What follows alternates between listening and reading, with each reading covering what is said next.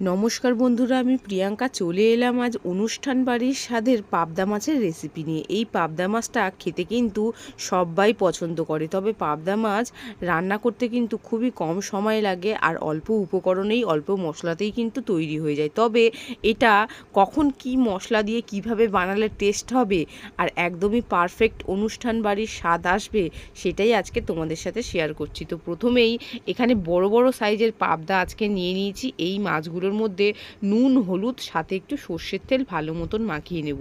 এই সর্ষের তেলটা দেওয়ার কারণে এই পাবদা মাছটা ভাজার সময় ফাটবে না, মানে তেল ছেটকাবে না আর কি। পাবদা মাছ ভাজতে গেলে কিন্তু প্রচণ্ড পরিমাণে তেল ছেটকায় আর কি, তাই এই সর্ষের তেলটা দিয়ে দিলাম আর কি। যে কোনো মাছ ভাজার সময় কিন্তু আগে একটু সর্ষের তেল মাখিয়ে নিলে কিন্তু তেলটা একটু কম ছেটকায়। তো এইভাবে কিন্তু আমি পাবদা মাছগুলোকে এইবারে সসপ্যানের মধ্যে আমি ভেজে নেব। আর এখানে তেলের মধ্যে দিয়ে দিয়েছি গরম তেলে, আর এখন কিন্তু এটাকে ঢাকনা চাপা দিয়ে দিয়েছি, কারণ এখনও কিন্তু প্রচুর পরিমাণে তেল ছিটকাচ্ছে, তাই এটা ঢাকনা চাপা দিয়ে আমি এটাকে মাছগুলোকে ভালো মতন ভেজে নেব। তো এই যে এমনভাবে তেল ছিটকাচ্ছে যে আমি ভয়ে ঢাকনাটা চাপা দিয়ে দিয়েছি। তো যাই হোক, খুব সাবধানে এই মাছগুলোকে আমি উল্টে দিচ্ছি, আর মাছগুলোকে কিন্তু একটু ভালো মতনই কিন্তু ভেজে নিচ্ছি, কারণ এই পাবদা মাছটা একটু ভালো মতন ভাজলেই উপরের চামড়াটা না তখন ঝোলের মধ্যে খেতে কিন্তু খুব ভালো লাগে। আর আমার তো পাবদা মাছ খেতে কিন্তু দারুণ লাগে, সত্যি কথা বলতে এতটাই নরম সফট না, খুব ভালো লাগে। এই মাছের কাঁটাটাও কিন্তু খুব সফট হয়। তো এই যে প্রথম ব্যাচের মাছগুলো ভেজে নিয়েছি, তারপরে দ্বিতীয় ব্যাচের মাছগুলোও আমি একই রকমভাবে দিয়ে দিয়েছি। আর এবার কিন্তু মশলাটা করে নেবো, খুবই সিম্পল মশলা, প্রথমেই বলেছিলাম। তো এখানে একটা মিক্সিং জারের মধ্যে কয়েকটা লাল লাল পাকা লঙ্কা নিয়েছি, সাথে 1.5 খানা মতন টমেটো নিয়েছি। টমেটো আর পাকা লঙ্কাটাকে পেস্ট করে নিলাম। এখানে কিন্তু আজকে মাছের মধ্যে আমি খুব বেশি মশলা দেব না। আর এই যে পরের ব্যাচের মাছগুলোও কিন্তু আমি ভেজে নিয়েছি। আর এই পাবদা মাছের মধ্যে না তেলটা একটু বেশি পরিমাণে দিচ্ছি আজকে, কারণ যেহেতু অনুষ্ঠান বাড়ির স্বাদে বানাবো, তো তাই তেলের পরিমাণটা একটু বেশি দিয়েছি আর কি।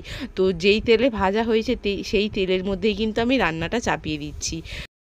এখন এই তেলের মধ্যেই দিয়ে দিয়েছি একটু কালো জিরে ফোড়নে, আর সাথে দিয়েছি একদম ছোট্ট একটা আদার টুকরো। আদার টুকরোটা দিলে কিন্তু মাছের থেকে মানে একটা দারুণ একটা ফ্লেভার আসে। তো আদা আর সাথে হচ্ছে কি কালো জিরেটা ভালো মতন একটু চটপট করে ভাজা হয়ে গেলে তারপরে বেটে রাখা মশলাটা এর মধ্যে দিয়ে দিয়েছি।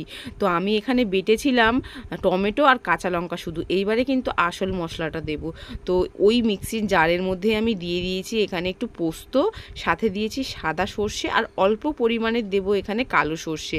কালো সর্ষেটা না দিলেও চলে, তবে কালো সর্ষের থেকে একটা ঝাঁঝ আর একটা দারুণ টেস্ট আসে, তাই একটু কালো সর্ষেটা অল্প পরিমাণে দিলাম। আর একটা সাথে কাঁচা লঙ্কা, অল্প একটু নুন দিয়ে আর জল দিয়ে এই মশলাটাকে একদম মিহি পেস্ট করে নিলাম। ব্যাস, আমাদের কিন্তু মশলা রেডি সমস্ত, আর কোনো মশলা লাগবে না। মশলা কিন্তু আমি একদমই খুবই কম পরিমাণেরই দিয়েছি।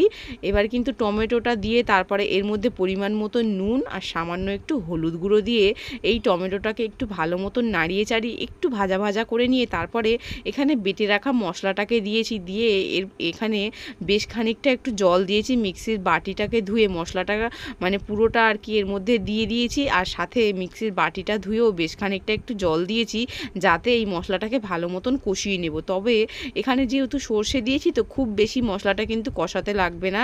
তো মোটামুটি হালকা একটু নেড়ে চেড়ে একটু মিশিয়ে নিলেই হবে। তো মোটামুটি এই যে আমি নেড়ে চেড়ে মিশিয়ে নিয়েছি। আমি কিন্তু সর্ষে দিয়ে খুব বেশি কষাইনি, না তো কিন্তু ঝোলটা তেতো হয়ে যাবে।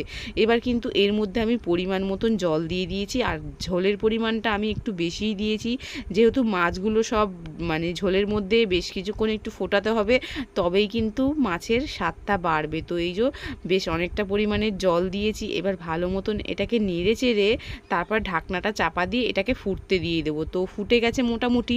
এখন কিন্তু একে একে সমস্ত মাছগুলো আমি খুব সাবধানে দিয়ে দেবো। আর এই মাছটা কিন্তু খুবই সফট হয়, এখন কিন্তু খুব বেশি নাড়াচাড়া করলে কিন্তু ভেঙে যাবে।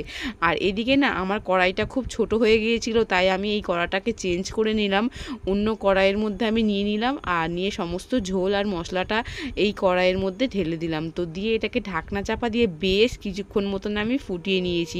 এতক্ষণে কিন্তু মাছ ফুটে মোটামুটি সেদ্ধ হয়ে গেছে, আর মাছের থেকে দারুণ সুন্দর একটা গন্ধও আসছে, আর একটু টেস্ট করেও দেখলাম অসাধারণ হয়েছে। তো এরপর এখানে কয়েকটা কাঁচা লঙ্কা চিড়ে দিয়ে দিয়েছি, আর সাথে অল্প একটু সর্ষের তেল, কাঁচা সর্ষের তেল এর মধ্যে ছড়িয়ে এখন কিন্তু গ্যাসের ফ্লেমটা বন্ধ করে ঢাকনা ঢাকনা চাপা দিয়ে এটা প্রায় 5 থেকে 10 মিনিট রেখে দিলেই কিন্তু তৈরি হয়ে যায় আমাদের অনুষ্ঠান বাড়ির স্বাদে পাবদা মাছের রেসিপি। এই যে তৈরি হয়ে গেল, এখন কিন্তু ভাতের সাথে খেয়ে দেখার পালা। ইচ্ছা ছিল এই পাবদা মাছটা ভাতের সাথে একটু খেয়ে দেখাবো, তবে সময়ের অভাবে আর এটা হয়ে ওঠেনি। তবে রেসিপি কেমন লাগলো সেটা কিন্তু তোমরা অবশ্যই জানিও। ভালো লাগলে লাইক কমেন্ট শেয়ার করে দিও। সবাই পাশে থেকো, আর নতুন যারা আছো আমার চ্যানেলে অবশ্যই কিন্তু চ্যানেলটা সাবস্ক্রাইব করে পাশে থেকো, তার কারণ নতুন নতুন আরও রেসিপি দেখতে পাবে। সবাই ভালো থেকো, টাটা।